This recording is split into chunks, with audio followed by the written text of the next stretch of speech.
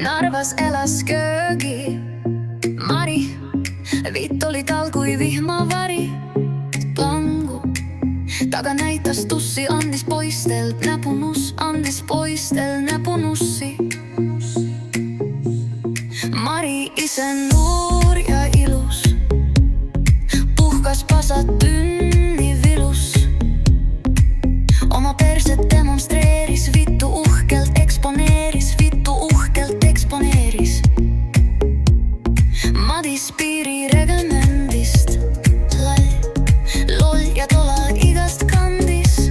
Vaatas, ajas silmad punnipükstes, välja tõmbas munnipükstes, välja tõmbas munnikstest. Sitta tünni juurde tormas, ütles oo mu Mari armas. Jalad laia, lisa aja, lahti läheb hooramaja, lahti läheb hooramaja. Asi ans ja türa vinnas, Mari vivit kui labakinna. Madis ähkis, puhkis, soigus, Mari röökis, pissi loigus, Mari röökis, pissi loigus, pissi loigus. Mari kitsas putsi pragu, türa, sest ei saanud jagu. Ei kurat, nii sa õiget nikku, ütles Madis tõbas tikku, ütles Madis tõmbas tikku.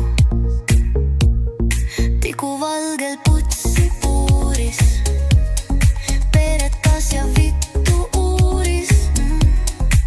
Konstruktsioon oli keeruline, vitt oli siiru, viiruline, vitt oli siiru, viiruline. Ei siin saa türa panna ohtu, nussiks vaja püssi rohtu. Türa ümber reie sidus, tapamaja poole lidus, tapamaja poole lidus.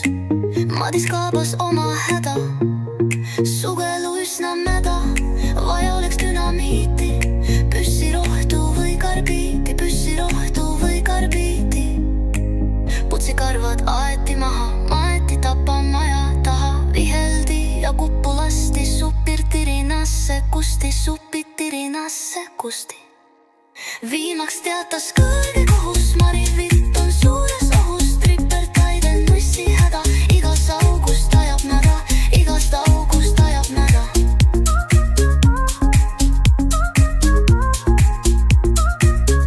Välke paukais Mari vitus,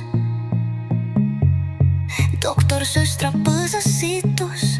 Hörtsik lendas vastu taevast, Mari pääses nussi vaevast, Mari pääses nussi vaevast. Sellest ajast Narva Mari